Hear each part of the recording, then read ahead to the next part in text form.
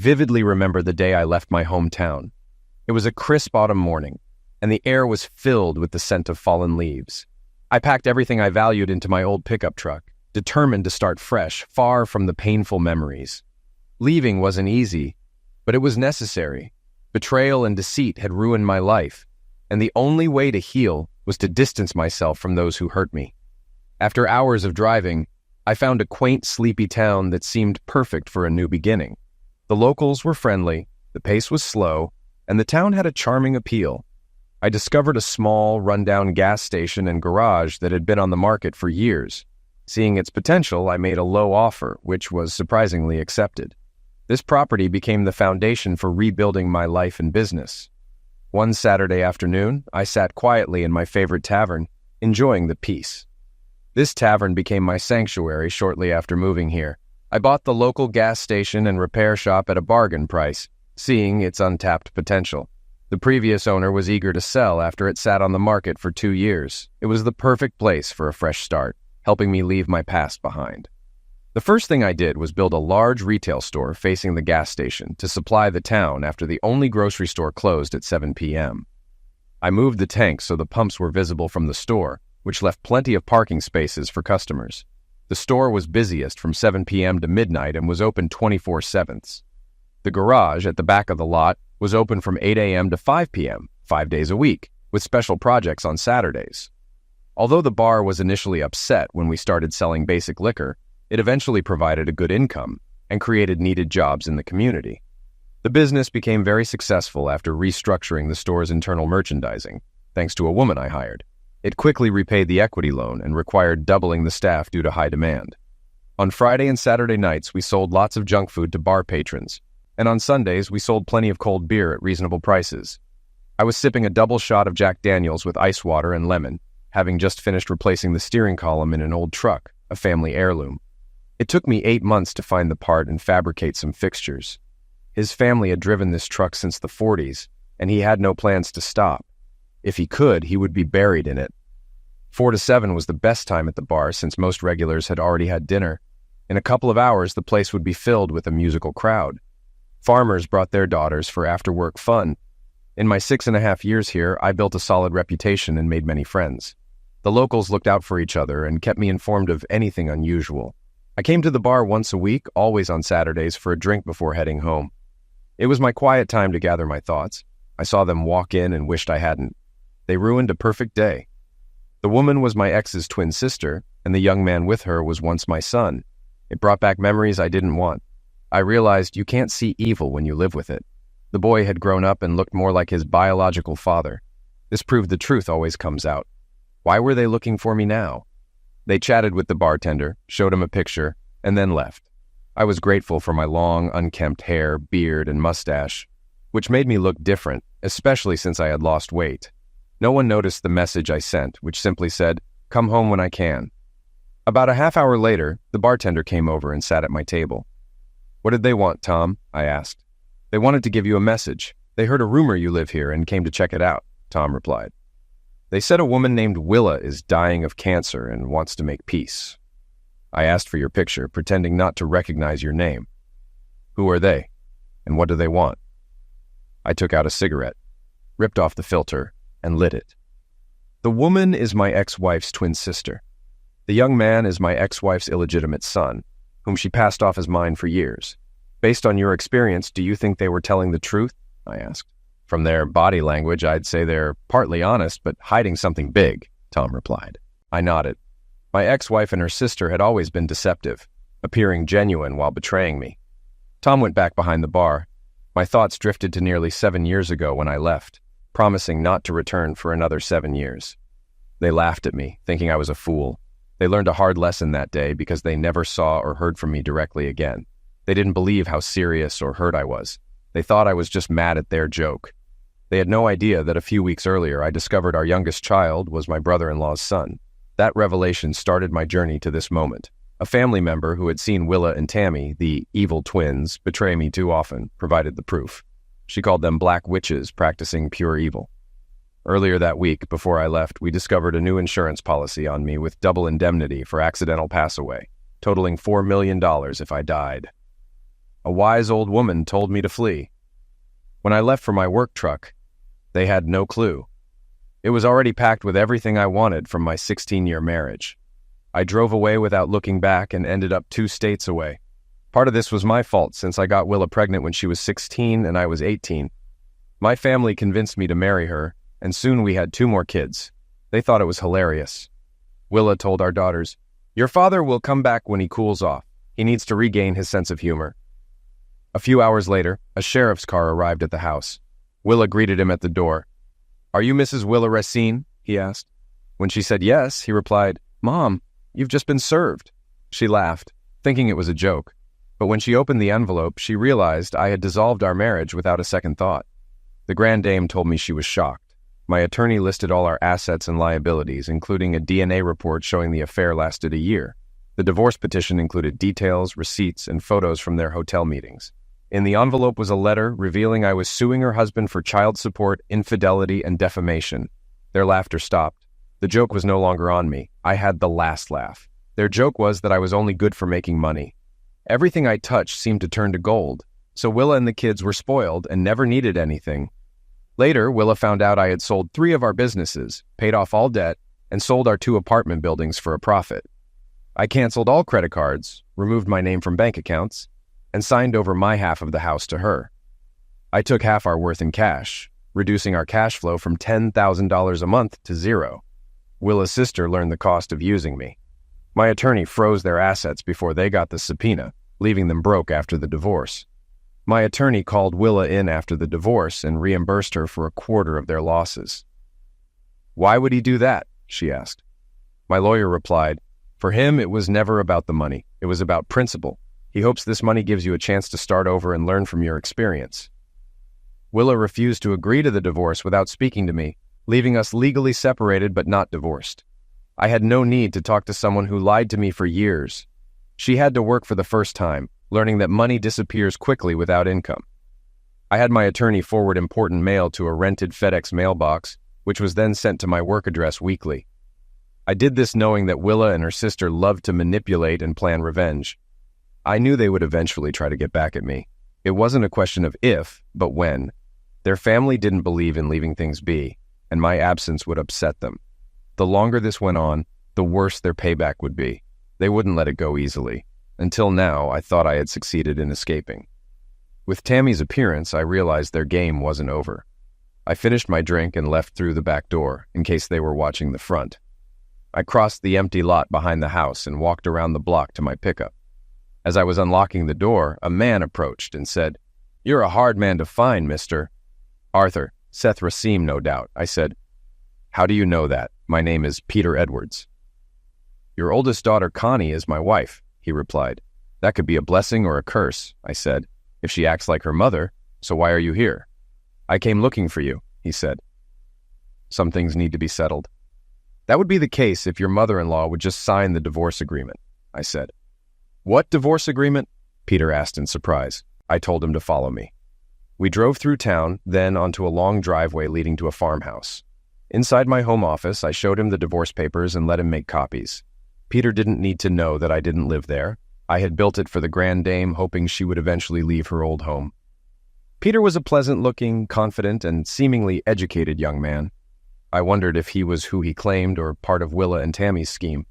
He used my Wi-Fi to download files onto his laptop. All important records were stored there, with a master copy in a safety deposit box. He was interested in a copy of the sheriff's report Willa signed when served with the summons. He managed to print a damaging letter from Willa's attorney to mine, acknowledging the agreed property division, but refusing to finalize the divorce without my in-person meeting. While Peter worked, I observed his expressions and saw that he was learning new information. My paperwork contradicted what he believed. "Do you think Connie knows?" Peter asked. "That's something you'll have to find out," I replied. "Here's a question for you. Is Willa really dying of cancer?" "Who told you that?" Peter asked. "Tammy and Seth told a bartender that today. But I know Willa is fine. She's in a common law marriage with her former lawyer and is expecting his second child."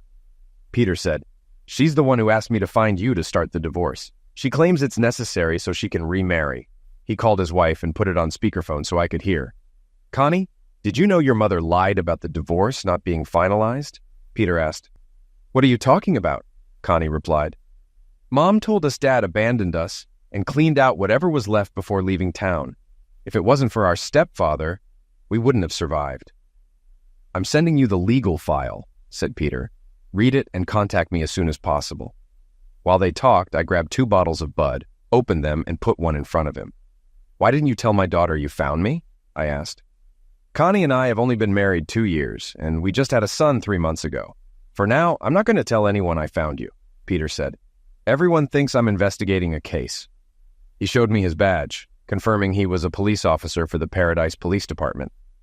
I checked the department's webpage on my laptop, proving he was telling the truth. It was the accident report from a few months ago that led me to you, Peter explained. Connie wrote a report on your disappearance, which was forwarded to the wanted list. The insurance company informed me of the ruling in your favor. So why didn't you tell Connie you found me? I asked again.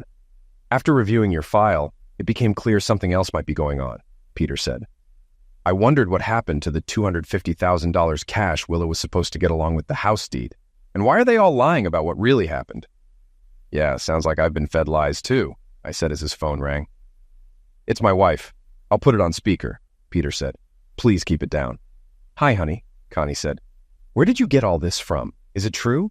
We've been lied to for years. Seth doesn't know his origins, and neither do I.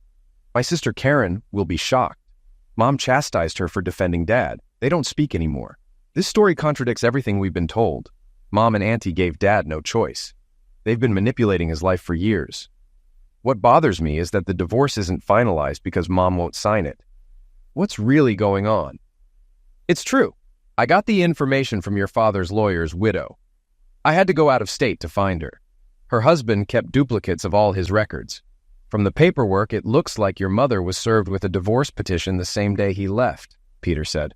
I wrote a note for Connie to talk to her great-aunt Josie if she was still alive. Peter nodded. Pete, it's crucial to find my father now, Connie said. He deserves to be free of Mom and her schemes, at least to finalize the divorce. What happened to the money she got? Why did she have to sell the house if it was hers? The more I look into this, the more I wonder what's going on and why she planned to sue him for desertion as soon as she found him. Ask my sister to watch our son a bit longer, and you talk to Aunt Josie about what we found. Maybe she'll open up, Peter said. This must stay between us for now. It looks like there may be serious fraud. Why has your mother been slandering your father for years? I'll need to talk to the district attorney. The $250,000 cash disappeared once it reached your father's lawyer. Don't tell your sister yet. If the DA investigates, it's best no one else knows. I got up to get us some servings, giving Peter privacy until he finished his call. Why do you want Connie to talk to Aunt Josie? Peter asked. Josie gathered all the information about Willa and George's affair, I said. She never married but watched over the family like a mother, raising her only daughter. Being a single mom changed her perspective. She thought Tammy and Willa conspired and used George and me, but their ultimate goal is unclear. If it's true, why? Peter asked. Aunt Josie's granddaughter Jody wants her to move in with her, but Josie insists on waiting until the truth comes out. Jody visits with her 2 sons. Jody leads a very withdrawn life, I said. Socializing with Willa and Tammy takes a toll on everyone. They've used people most of their lives. It wasn't until Josie gave me the material that I realized this. Do you want to ask me about your children before I leave? Peter asked. Not until I know you're who you say you are, I replied. This could be another part of their game. Look into the sudden pass away of my lawyer, because if she's planning to sue me, what makes her think she can win? Peter's face turned white, realizing what kind of people he had married. We decided to trust each other enough to exchange numbers. He promised to keep me informed. I walked him to the door, shook his hand, and said goodbye. After he left, I cleaned up, locked the apartment, and took the long way home to ensure I wasn't followed, giving me time to think. My life had improved since putting the past behind me. Did I want to relive it all again?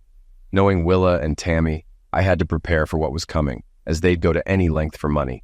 As soon as I walked through the door, 2 little kids grabbed my legs. I picked up my 3- and 4-year-olds, the apples of my eye, just like their mother. I felt blessed to have all 3 of them in my life. My wife, Jody, called out that dinner was almost ready, so I went to wash up. Over dinner, I told her about my day since closing the store. I couldn't have imagined my life turning out like this when I left Paradise almost 7 years ago. I promised my grandmother Josie that I would keep in touch, and I did, calling her every Sunday. About a year and a quarter ago, she called me for help. Her granddaughter, Jody, needed to escape a failed marriage and find a safe place to start over. Jody, 10 years younger than me, had no children and lived on an army base out of state.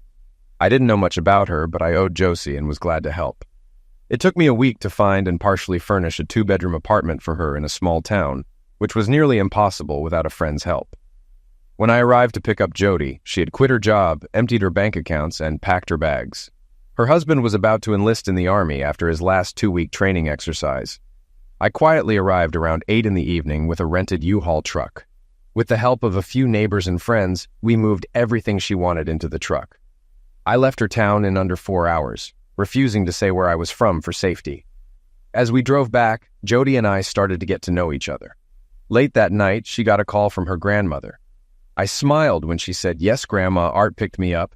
You could have warned me he's a wild bushman who might look half decent if he cleaned up." The next day, Josie contacted Jody's attorney to have all her legal documents sent to my FedEx box. Jody warned that her soon-to-be ex-husband could cause trouble, so I took steps to protect her. Jody then took over managing my store and proved to be an excellent manager, making successful changes and prioritizing customer needs. Her personality attracted many new clients, and she established a well-organized, problem-free staff. Josie had to get a restraining order against Jody's ex due to his constant threats. He was dishonorably discharged and moved back to my old hometown, thinking Jody would be there. To keep unwanted attention at bay, Jody wore a diamond ring, which helped her adjust to her new life. She handled banking and bookkeeping, gaining everyone's acceptance as I had introduced her. Jody's honesty and personality made her wonderful, and her long black hair was often hidden from her face. When asked about her ring, she replied, "I'm sure you'll figure it out," sparking rumors that she was my future mail-order bride. She started bringing me lunch on Saturdays, as I often forgot to eat while working, resulting in weight loss. Our relationship grew naturally. Everyone assumed we were a couple, and Josie kept us updated on events back home. We became curious when we learned Jody's ex was friendly with Tammy. The day Jody's divorce was finalized, our relationship deepened. We celebrated with friends at the local bar, sharing our first kiss during a slow dance under dim lights. 6 months later, we moved in together. While the kids were bathing, I shaved off my beard and mustache, leaving only stubble. The kids watched in amazement. I soaped my face and theirs with the bowl and brush Jody bought me for Christmas, much to their delight. Jody walked in, surprised to see the kids giggling with soapy faces as I finished shaving. "It looks like Daddy would look like you with a clean face," Jody teased. "Should I cut his hair too?" Both toddlers eagerly said, "Yes." I laughed and said, "I'll let the barber handle that on Monday." "No, I'll do it myself before you change your mind," Jody insisted. After drying off the kids and getting them dressed for bed, they sat at the kitchen table and watched Jody cut my hair. By the time she finished, I barely recognized myself in the mirror. I told Jody she did a great job. She sent me to shower off the loose hair while she cleaned up. During this, her grandmother called to say Connie had just left. Jody believed her grandmother was ready to confront the family, straightening things out. Connie learned that my 3 children were supposed to receive $600 each per month from annuities I had set up for child support, but they hadn't received any of it. The next week, I endured jokes from everyone about my new look. People asked Jody if she had to blackmail me into joining normal society. Jody humorously replied that I had promised to bathe at least 3 times a week. Most got the joke, some didn't. It was interesting to see how people acted when they believed they were superior. Bird of Paradise informed me that I would be sued in civil court for child abandonment, desertion, and back child support. Jody and I found this amusing, thinking a judgment would lead to a collection service trying to find me. When the mailman broke the news, he also found it funny. His boss and the DA hired an attorney to represent me, using my situation to piece things together. Peter estimated that Willa and Tammy had stolen over $48,000 from each of our children. They re-examined my former attorney's sudden pass-away, turning it into an open criminal case. Jody's ex-husband became a person of interest. If the findings were true, Willa and Tammy faced 7 to 10 years in prison, and Willa's former attorney, now her common-law husband, could be disbarred. The lawyer they hired for me would be paid by them, and I needed to stay hidden to help build a stronger case. We had a few weeks of peace. Then Josie called Sunday night, informing us that paperwork would be filed on Monday. She emailed me everything she had collected over 7 years, including notarized statements, videotaped conversations, and names of attorneys for a countersuit. A $2 million accident insurance policy caught my eye, explaining some missing money. Jody found out it had been purchased 6 months before I left. We spent half the night forwarding information to the DA, certain this was a setup to lure me back. The next morning, Jody called the recommended attorneys and picked one, sending them everything along with a retainer. As soon as Willa's team filed the lawsuit, I would serve them before receiving it. On Friday morning, Jody called me. Josie was on her way with guests, having left Thursday night and stayed overnight at a hotel. This indicated things were heating up. Jody and I decided to close the store on Saturday and have a long weekend with family. Peter was riding with Connie and their son. All Connie knew was that they were visiting Jody. Around 7 p.m., we saw a Ford Explorer and Escape pull up in the driveway. 4 adults got out of the cars. Jody noticed my concern and took my hand. My truck was hidden in the garage, so no one knew I was there. "Who's that with Josie?" Jody asked. "That's Peter, his wife Connie holding their baby, and Karen, my second oldest," I replied. "Are you ready for this?" "As ready as I'll ever be," I said. Jody, holding our youngest, opened the front door. We all came out to greet our guests. Karen burst into tears upon seeing me. I handed my son to his great-grandmother and hugged Karen tightly. Connie handed her son to Peter and joined us. My daughters had grown into lovely ladies, and seeing them together was unforgettable. "Good to see you again, Peter," I said, shaking his hand. After introductions, Jody served a huge dinner. Beef shoulder, mashed potatoes, gravy, scones, Yorkshire pudding, string beans, and hot apple pie for dessert. After the kids settled, we started discussing everything. "First of all, Art, is it okay if I call you Dad?" Peter asked. I nodded. "Then, Dad, the DA believes Jody's ex's car was involved in your lawyer's accident. We're doing a paint comparison with the current owner's car. If it matches, he'll be charged with manslaughter," Peter explained. "The fire that destroyed his office the same night was treated as arson. He was seen in the background on video. Since Willa and her attorney sealed the divorce papers, they think there are no documents to prove what happened. They filed a lawsuit against you this week." Jody looked at me and burst into tears. "I always thought you were overprotective when you moved me here, but now I see you weren't. I thought your questions to my grandmother were excessive, but now I realize you needed to understand who we were dealing with before making a plan." "Willa and Tammy received your lawsuit on Thursday," Josie said. "They must have realized I was communicating with you. We feared they'd start tormenting me, so we came here quickly." "Grandma, we got your house ready," Jody said. "It's furnished, so you just need clothes." "I brought most of it in the car," Josie said. "Connie will ship the rest, including antiques. I gave her power of attorney to sell the house and furniture. It was time to leave paradise. I'll drive back with Peter and Connie and rent a truck to haul everything out," I said. "It's time to see if our suspicions are correct." "What suspicions?" asked Peter. "The lawsuit against me is a ploy to lure me out," I said. "With $2 million in accidental pass-away insurance, it's clear my former attorney's pass-away was a test." Peter, Connie, Karen, and Josie's faces turned white as they realized the truth. "They were planning your pass-away, Dad," Connie said. "You knew it before you left town." "I had a good idea at the time, but even my lawyer didn't believe me," I replied with a broad smile. He experienced firsthand that I was right. Peter excused himself to make important calls. This gave my daughters, my wife, and me time to catch up. Jody found pictures of me from when we first met. Both daughters admitted they wouldn't have recognized me. When Peter returned, everyone fell silent. "Willa will be taken into custody after the holiday," Peter said. "We can hold her for 48 hours before charging her with 3 counts of theft for stealing annuities from her children." "We'll slow down the process so she won't get a bond hearing immediately," Peter explained. "Dad, if you can fly in on Wednesday, rent a U-Haul and visit some old places to get noticed. Tell anyone who asks that you're here to pack Josie's things. This way, Willa will have to communicate from jail. The district attorney confirmed your suspicions were right. We'll have police protection for you at Josie's house until everything is resolved." "Peter, are you using my children's father as bait to lure out my cousins?" Jody asked. "What assurance do I have that he won't become a sufferer?" I looked at Jody, and she saw my determination. "Damn, you'll do it without hesitation, no matter what I think," she said. Jody knew me better than I knew myself. "Jody, Art has always been like that. That's why I called him to save you from your ex," Josie said. "Art never asks anyone to do what he wouldn't do himself. He wants to rid us of those witches for good. My only fear is Art going back into danger, Jody replied, smiling. If Art were a boxer, he'd be a world title holder, Josie said. He's fast on his feet and can outthink them. Willa and Tammy have no idea he knows anything. Ladies, relax. I'll be in Peter's hands, I said. If anything happens to me, remember he'll have to answer to Connie, my daughter.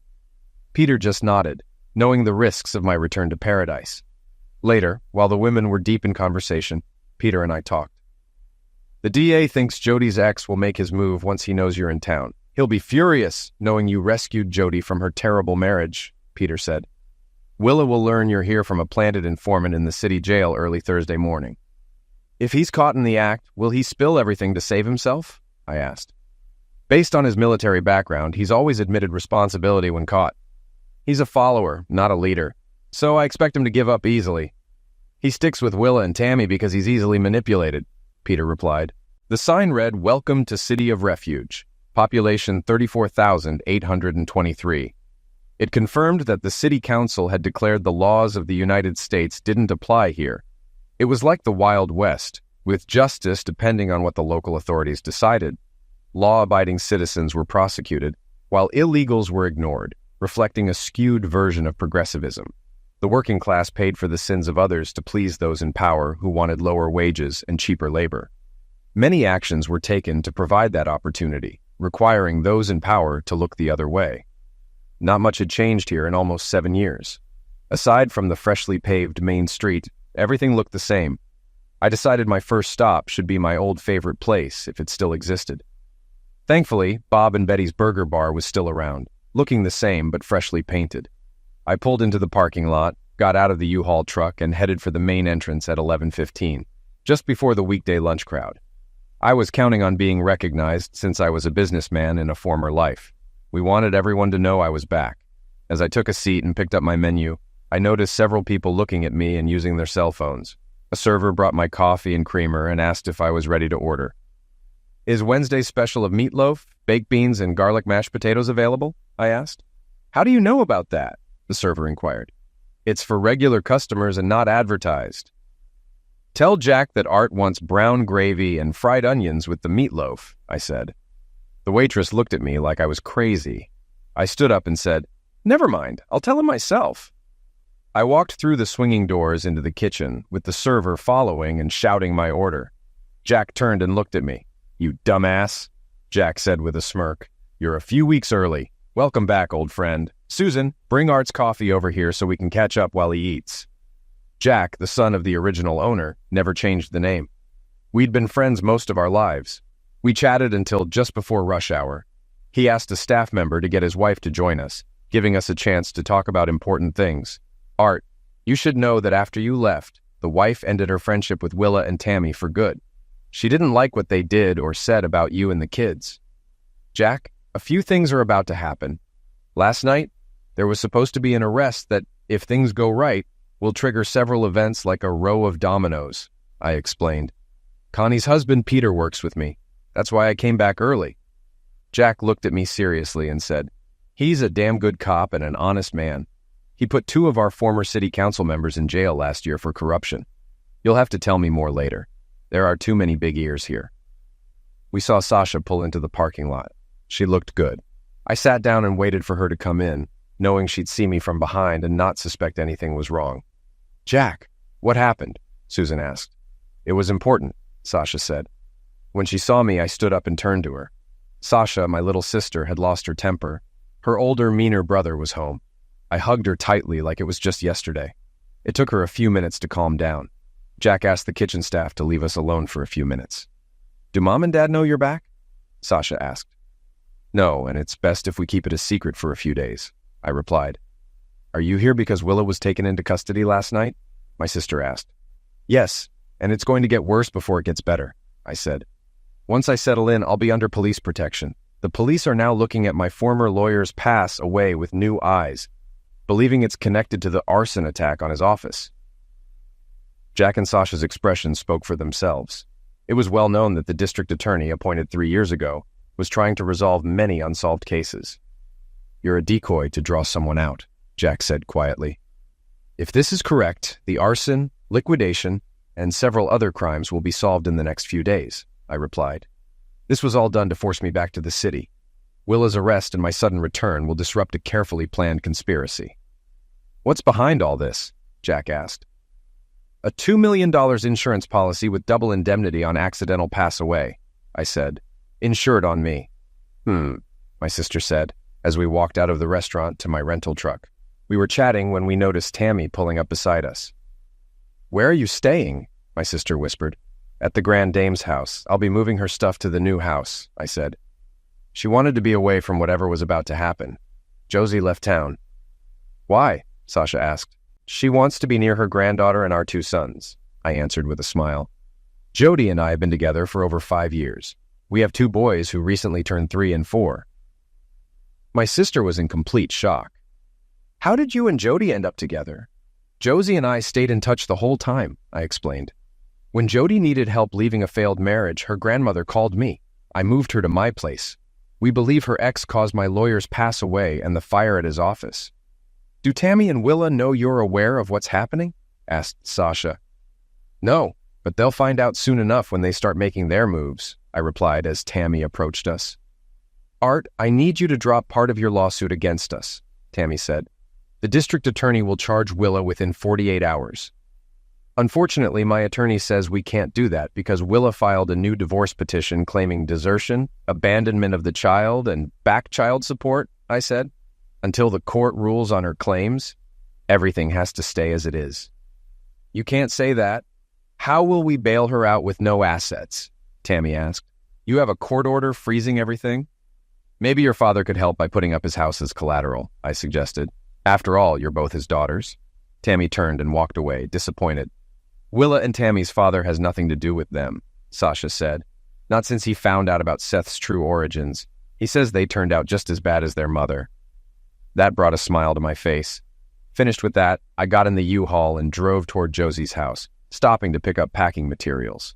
3 hours later, I was backing into Josie's driveway. Using the large mirror, I parked close to the garage door. Once outside, I locked up before entering the house. I checked to make sure nothing had been touched inside. Josie said she left the curtains open, but they were closed. I texted Peter to ask if he had closed them. He replied that police officers in the house might have done it. Knowing this, I unlocked the front door and went inside. Mr. Racine, the officer said, holding out a cell phone.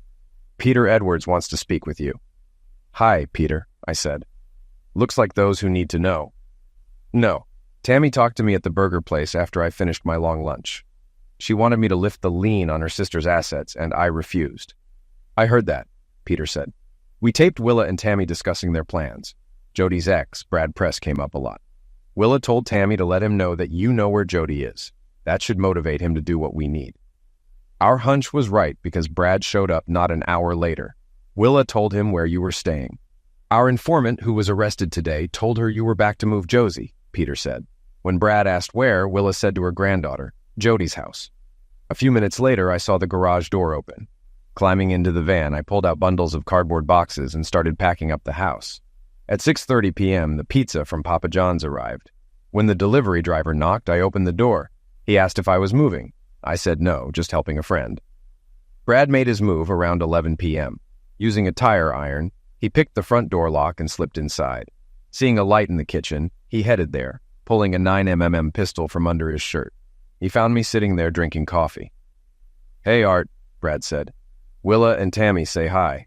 I'm here to find out where Jody is so I can visit her. Sorry, but I'd never tell my lawyer's eliminator or the man who burned his office, I replied. Before you eliminate me because we both know you will, how much were you promised from the insurance settlement? What makes you think I did it? He asked, taking the bait. Because you seem like someone they could manipulate into doing their dirty work. So how much of the $4 million on the accidental pass-away policy did they promise you? $4 million? They told me it was only $750,000, he said. I laughed and said, Did you know Seth is actually the son of Tammy's first husband? His face turned white. George and I have been manipulated and used by both twins for years. My attorney, working on my divorce, sued George and Tammy for everything they had. Brad's face went white. That's why I knew Willa suing me for desertion and back child support was a scam, I said. The divorce was finalized and just needed her signature. She manipulated me into coming back. That's when I put it all together. You're just another pawn they played. So ask yourself, what are their plans for you? My divorce only delayed their plan to eliminate me. You eliminating my lawyer put their original plan back in motion. You have a chance to set them back for years knowing them as we do. What does your gut tell you? It's hard to watch a fool realize he's expendable once he's no longer needed. I'm screwed either way, Brad said. The fact that your lawyer lost control of his car and hit a tree at 70 miles an hour is manslaughter. Manslaughter would get me life. You could get 5 to 10 for manslaughter, but liquidation is life. When I'm dead, they can claim you acted out of rage over Jody and didn't know what you were doing. Did they set you up to be a scapegoat? Most accidental pass-away policies don't cover liquidation. If you were in my shoes, what would you do? Asked Brad. You'd make a deal, turn in state's evidence, and hope your cooperation is taken into account. That way you'd get revenge on those planning to take you out, I said. Brad put the weapon on the table and said, call the police. I said, Brad, turn around. They're standing right behind you. Connie watched her husband on the phone, wondering what was wrong. Peter had told her that her father was at Josie's. A late call on his cell phone woke them both up. While he was talking, she put the kettle on to make hot chocolate for them. When Peter hung up the phone, he was smiling. Your father surprised us all tonight. He talked Brad out of it and basically forced him to confess everything. The undercover cops videotaped the whole thing. Connie froze with surprise. How did my father do that? He told Brad some facts he didn't know, like the truth about Seth's origins, Peter said. I think your father convinced Brad that the insurance policy wouldn't pay out for liquidation.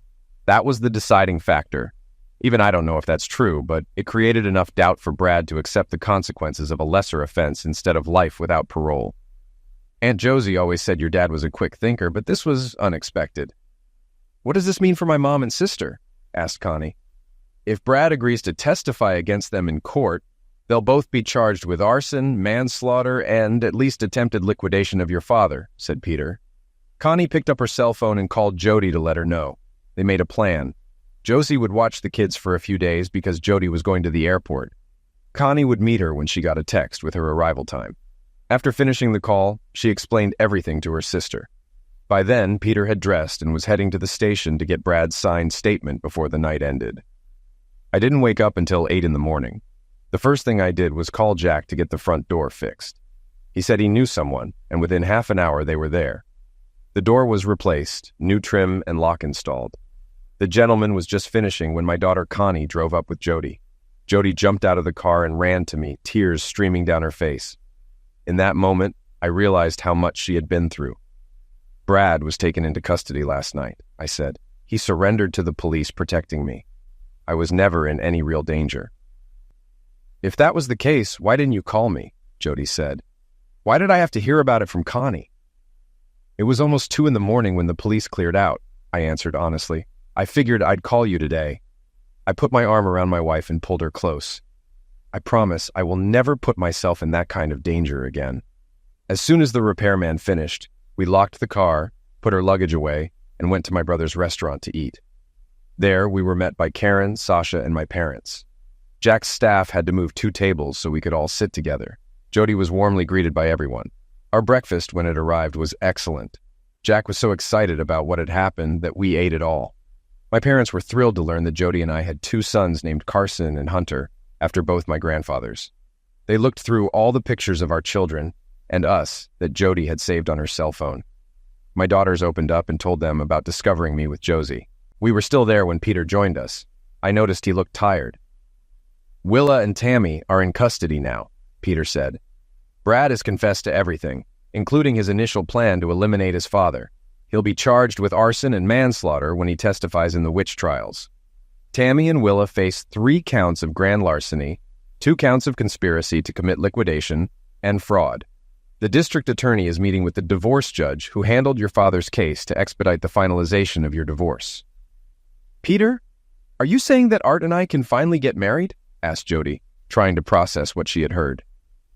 The DA took the papers to the judge, Peter explained, along with Dad's original divorce papers. He hopes the judge, being fully informed, will waive Willa's signature requirement, the waiting period, and issue the divorce certificate. Jody, I said, I think I'd better buy you a proper engagement ring today and finally propose. Everyone murmured at my remark. Tears welled up in Jody's eyes. She had always believed we would do it, but this was something she hadn't expected. Before we left, Mom and Dad made us promise to come over for dinner. Jody and I busied ourselves packing until about 5:30. Then we headed to my parents' house for dinner. Mom and Dad had a lot of questions. Jody shared how I had saved her from a failed marriage, thanks to her grandmother. Then she talked about getting her first job and where it led. We were still enjoying their company when Peter and Connie arrived with my divorce certificate. It was good to know that I was now free. When Jody had a chance to talk, she bragged about our children and our life together. My mom said, "We should have a wedding before you both get back." That's when my father got Peter's attention, grabbing a glass of fresh beer each. We followed him to the den because we couldn't get a word in edgewise. When word got out that Tammy had been arrested, people started calling with more information. Half of the DA's staff had to help us. Turns out what we knew was just scratching the surface of what Tammy and Willa were up to. Now it looks like the mayor will go down with them. And what's going to happen to Willa's common-law husband? I asked out of curiosity. How involved was he in all of this? He'll probably be disbarred, but he'll be involved in raising their children. Nothing we've found links him to the witches, Peter said. Has anyone notified Aunt Josie? Connie asked. Jody's dad wears a size 6.5 ring, in case you were wondering. A few minutes later, Peter and I were on our way to the mall, where he bought Connie a set of Knowing Jody's Taste, and I bought a 3-ring engagement set. When we returned, we were pleased to find that they didn't know we had left. I was on the phone with Josie when Karen and her boyfriend showed up. The house was full, and we all moved into the living room. The men had to bring chairs from the kitchen. Dad told Jody to sit in his chair. This let my mom know something was up, so she watched the scene with eagle eyes. There was silence in the room as I walked over and knelt down to ask my common-law spouse to legally become my wife. I caught her off guard, of course. She said yes. The party went on. My father proudly said, "I need to catch up on almost 7 years of drinking with my son and Jody. And Art, your engagement is the best way to start." Peter had to drive Jody and me back to Josie's. A lot of stress and worry were relieved. Friday, we went to City Hall to pick up our license. Jody found out she could fit into Connie's wedding dress. Jack agreed to be my best man. Karen became Jody's maid of honor. The DA agreed to perform the ceremony. I had to buy a suit at Macy's. There was no way my future wife was going to let me marry her in blue jeans. On Sunday afternoon, in my parents' backyard, with the entire family present, we said our vows to everyone's admiration. Even the twins' father was there. We told everyone we didn't want any gifts, but my former father-in-law handed me an envelope. "Colin, this is not a wedding gift. It's your early inheritance," he said with a smile. "The rest of my estate will go to your daughters." I slipped the envelope into my suit and forgot about it for the rest of the day. Everyone videotaped the ceremony and texted it to Aunt Josie. Someone asked where we were going on our honeymoon.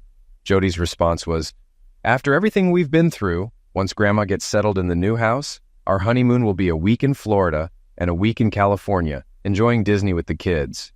Because without family, we wouldn't be where we are today." Before we headed home the next day, I handed Jody an envelope. Inside was a bank promissory note for $100,000 with a note. It read, "Thank you for helping to fix karma. I always thought the twins liquidated their mother.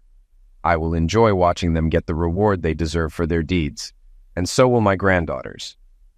Jody put the envelope in her purse without saying anything to anyone. After hugging my daughters and parents, Jody and I climbed into the U-Haul. We drove home finally free of the past.